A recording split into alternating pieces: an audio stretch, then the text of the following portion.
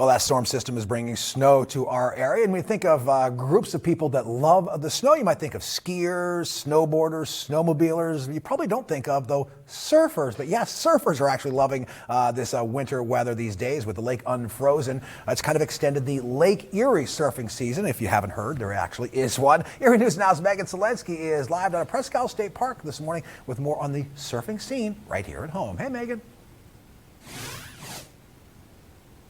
Good morning, Mark. Well, when you think of surfing, you typically think of sunshine and warm weather, but here up north at Lake Erie and Presque Isle State Park, wintertime and the cold makes for perfect surfing season. According to meteorologist and surf enthusiast Ed Russo, the best waves on Lake Erie are during the winter. So typically, Great Lake surfing, the surf is junkier because the lakes are big, but they're still much smaller than the ocean. So whatever weather system is generating those waves is also impacting the area locally. So you're seeing the wind that the weather system is generating is right on top of you. Ocean waves are often generated by storms thousands of miles away. But here on the Great Lakes, if there's waves, the storm is right on top of you.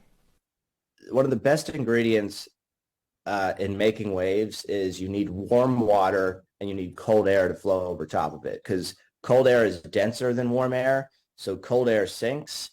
And when you have cold air that's coupled with the wind, you have that cold air, that cold wind that's literally digging into the lake. So you get a much more direct energy transfer of momentum from the air into the water.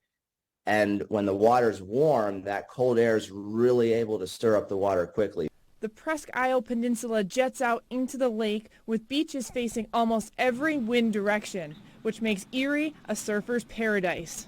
Hands down, Presque Isle is one of the best spots to be. Erie is one of the best spots to be on Lake Erie, because I like to call it the Outer Banks of Pennsylvania. That's basically what it is. One of the other benefits to surfing a lake over the ocean, Russo says, is that you don't get that salt taste in your mouth. But if you're interested in trying surfing here at Lake Erie, we'll have more on how you can get involved coming up at 6:30. From Presque Isle State Park, Megan Selensky, Erie News Now. Thanks so much, Megan. If you're home wondering, hey, that guy looks familiar. Yeah, Ed Russo, former meteorologist here in the mornings on Erie News Now Sunrise, now doing that down in Harrisburg. All right, this is new for you this morning. Pope Francis criticizing laws that criminalize homosexuality in a new interview with the Associated Press, calling them unjust. He's now asking Catholic bishops around the world to welcome LGBTQ people into the Catholic Church. The Pope telling the AP on Tuesday that, quote, being homosexual isn't a crime, end quote. He did acknowledge that Catholic bishops in some parts of the world support laws that criminalize homosexuality or discriminate against the LGBTQ community, and he himself has referred to the issue of homosexuality in the past in terms of the word sin. But Pope Francis is now chalking up those attitudes to cultural backgrounds.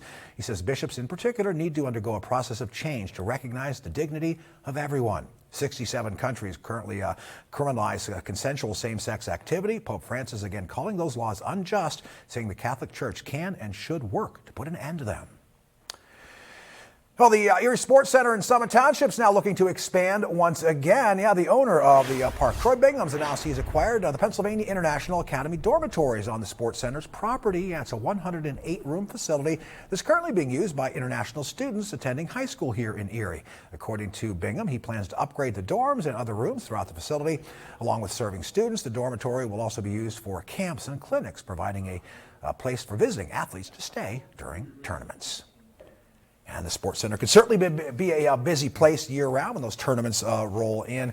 This weekend, though, I think a lot of the focus is going to be on the winter weather stuff as we kind of get a snowy path towards the weekend, David. Yeah, we're looking at more of that snow for today and then as we get into your Thursday. But it's different types of snow here. We're talking about a widespread snow today and then more lake effect coming up tomorrow. We do have the winter weather advisory in effect for the entire area area. That continues right on into the afternoon. And you can see these winter weather alerts. Yeah, they are quite expansive, going from Maine all the way down to Oklahoma here. And the snow has been falling in New Mexico and parts of Texas as well. So this is a nationwide event, and it's not only the wintry side. They've been dealing with severe weather along the Gulf Coast. You can see we've got the snow moving on in right now. It is fairly light, but it will pick up in intensity. Temperatures are in the 20s and 30s. Right now, we're at 32 degrees